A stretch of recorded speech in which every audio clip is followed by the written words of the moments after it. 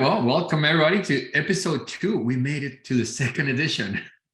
So excited to talk about some news this week. How are you feeling this week, Nisam?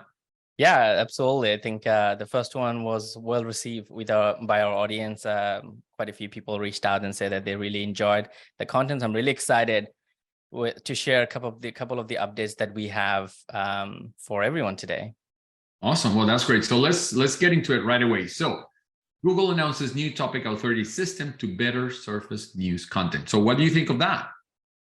Yeah, I think this is definitely a game changer, specifically for news industry and to fight the fake news everywhere. So, I feel like this is going to impact quite a lot of publisher in a positive way and also the negative way. So people who are producing quality content, especially quality news, and genuine content as well, they're going to get prioritized by this topic authority. And I think one of the other things that I've also noticed that, they're focusing so much into local publishers. So if I'm internal, I will get served by the news agencies within Toronto because that's related to my local news, if it is related to local news. What are the other things that you have seen in the content? Well, so no, just to pile on that, I think what is great about that update on the topical authority, two things. One, it will be, so your geo will be very relevant. So like you said, if you are in a certain area, you're going to be served the local news or the local information. And two, topical authority. So if you're looking for financial news, you will be directed to a more authoritative publication, right? So you're not going to get your general newspaper. You might be directed, or Google's going to show you news outlets that have more authority on the financial topic. Now, if it's health or whatever topic you're so I think it's great because instead, it seemed very random, the kind of news outlets that you get shown. Now it's going to be more specific to your geo and your topic. So that's great. So then I get the question back to you. What else are you seeing in the search and content world? In regards to that news, specifically the topic authority, Google obviously makes quite a lot of videos for Search Console. It's an awesome tool to find errors and issues within your site, even the performance data. So Daniel from Google and his colleague made a video about that specific Google search. How do you use Google Search Console to improve your news website? You can find how your news website is performing or news articles are performing within Google, find errors, bunch of typical errors that you usually get, but beyond that, that section is designed just for the news website. So yeah, we'll obviously include that in the email as well, which obviously you can have a look to see what are the things that you should do for your website. So Search Console for news sites. That's what you're talking about. Okay. Correct. Yeah, that's okay. Very interesting one. Okay, and how is that going to help news sites again? So they are going to the news website will be able to see the performance data and also the country that news content is performing, what geo, which you mentioned a little bit earlier, and also device by devices as well. So they have a whole new section within Google Search Console that you can actually click to find out what's happening. So if you go to Search Console, you know that you can see the performance data, insights, as well as the discovery. Even within those two reports, you could filter by the news element of your content or of your website as well to find the relevant performance for the specific section of the news article that you're publishing. Awesome. So it seems that news publishers are going to get more specific, more useful data that is catered for news publishers. Correct. Yeah. Awesome. Awesome news if you're a news outlet. Great. What else is going on? What else do you have on your list? So I've noticed something that Google is introducing the images within Bird. And okay. I know that you're following that content as well, so I'll let you take on this one. Well, so now they're of course including images on the search results for people that are using BART. BART has really only been live for a few days. A lot of noise, of course, around it. So it's great. Of course, we probably expected that they would show images on their search, and they also sit in the source of the image. So great. I don't think this is shocking to anybody. Other couple of things that are very interesting from the BARD, how it works. So you know how people have been using ChatGPT to do some kind of high-level SEO research? Yeah. Turns out, so we tested ChatGPT against BARD, and we asked the same question to both to do a kind of high-level recommendations of topics or keywords for competitors. And of course, not shocking about this result, but BARD had way better results than ChatGPT. Of course, Google has all the search data information in the world. So clearly it's going to give you better information. So for people that are using ChatGPT or any AI LLM to do some basic SEO research, I think you should try Bard for sure, because they definitely are the source of all this data. So they'll have better data that ChatGPT or Bing or anybody else would have. So I thought that was interesting. Another interesting thing. So all of you that follow Lily Ray, big influencer in the SEO world, she tweeted, I think earlier today, that she was that Bard was plagiarizing some of the results. So if you ask a question, it would show you a result without citing the source, which is pretty much plagiarizing. And he immediately got a response from Google Liaison Twitter account saying that, yeah, they're highlighting the sources, but she said, well, it's not very clear. Very interesting debate going on there. And definitely you can see the way that Lily pulls in the SEO world, getting an almost immediate response from Google. But anyway, so lots going on with Bard, and we'll still have to see. It's very interesting. So we'll keep everybody updated on these interesting findings that we get every now and then from playing with Google Bard. That is very interesting, though, the incident with Lily, right? And I think I remember like there were a couple of incidents with ChatGPT as well. With any technology, there will be bugs. Come on, like Yeah, no, we're gonna give it time for it to mature. So yeah, we need to cut him some slack. So yeah, exactly. Yeah. And talking about Bird, so the new generative experience within search, when it came out, one of the things that people commented a lot and talking a lot about within social media is that how Google will adapt their $1 billion with a B ads industry within, or their ad product within the new experience. So they now announced with during their Google Marketing Live, which actually happened this week or last week, and they talked about how they're going to integrate the ads within the results, which is pretty interesting. So similar to how we're seeing now, you're going to see ads at the top, also ads baked in within the result that Google produce on during the generative experience that they will release. And then I feel like the quality of the advertiser needs to be improved, because one of the main criteria, or one of the things that they are trying to achieve, is to produce or show quality content or quality results to the searcher within the new generative experience. So I feel like the advertiser they will pick that will be relevant to those content, obviously. But beyond that, the hope is there. So those who are heavily focused on PPC, I know you don't love PPC, Carlos, at all. Or mixed you have feelings. your mixed feelings. mixed feelings towards PPC, but those company that are heavily depending on PPC, they will continue to see the performance from the new experience as well. Yeah, well, look, I think PPC is not going away anytime soon. Like, it's just simple. Google's not going to walk away from an 80 billion, revenue, right, that they make out of ads. So it's interesting to watch how they're going to incorporate it in a natural way. But yeah, I agree with you. Quality, even on the PPC world, will continue to rise, right? And the same on the organic and content world. Quality bar will continue to rise. So this is good news for people who are really focused on creating great quality content and great quality ads. So we'll see what happens. So why don't we talk about, now that we're on the search engines talk, we should talk about Bing becoming the default search engine on OpenAI's ChatGPT. Like, is anybody surprised by that? I mean, they're in bed together, obviously, in the whole AI battle, right? So it's expected. I feel like this will probably push the market share for Bing a little bit higher. But as soon as Bird comes out for for everyone, the generative experience comes out, I feel like they will just go back to being how they are. Obviously, the challenges that the changes that Google is making is significant compared to the features that we have seen within Bing and then ChatGPT. But I mean, yeah, I don't think that this is going to make or break anything, to be honest. What do you think about it?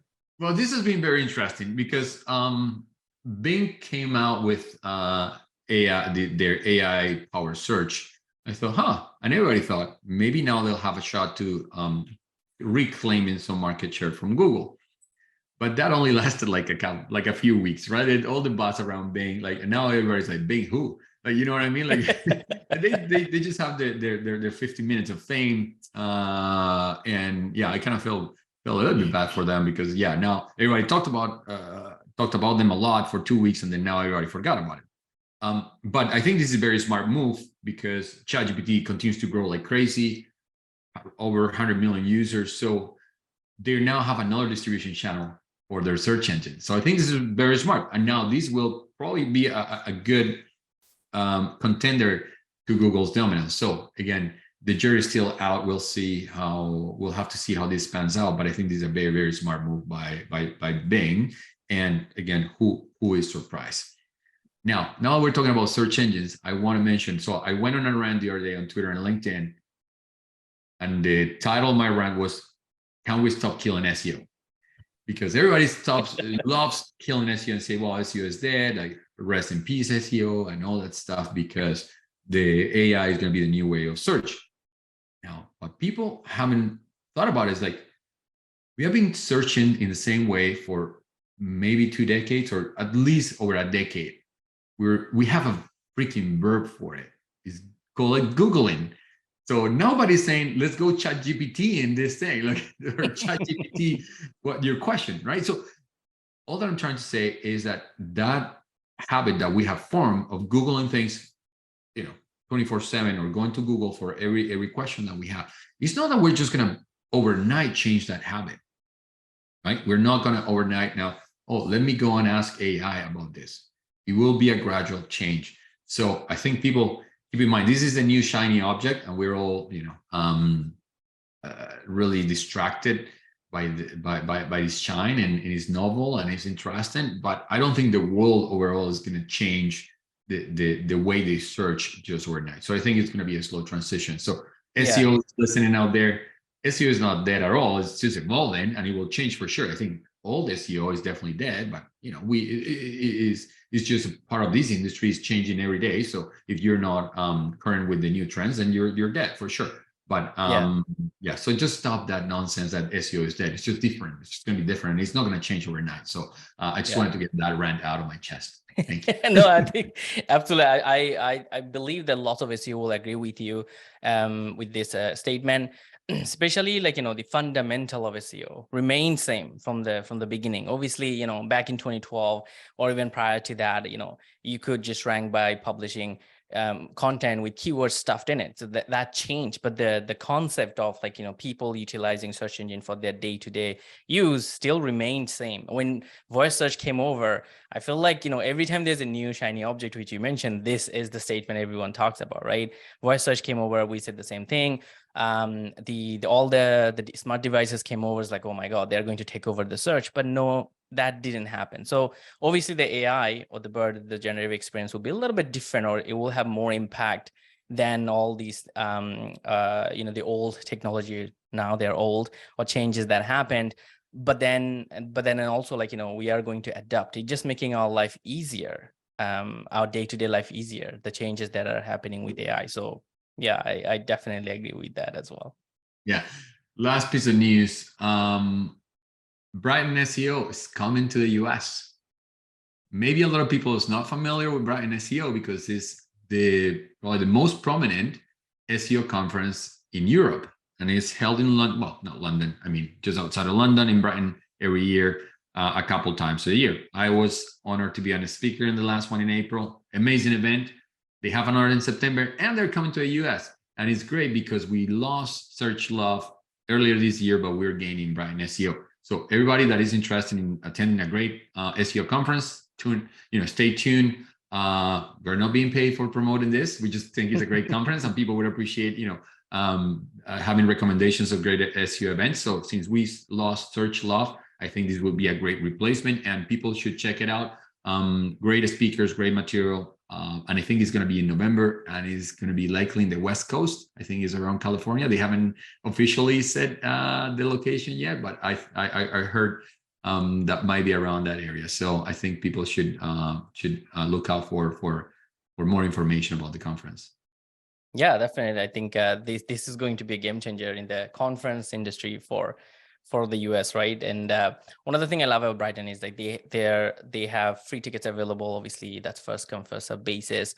They have range of topic from the beginner level SEO to really advanced level SEO. So people, depending on their skills and expertise, can join. I actually attended a couple of times when I was in the UK. I loved it. And I know you loved it. I know you loved it. You don't need to go on a whole rant of why you love it so much. I'll save the conversation for later. Yeah.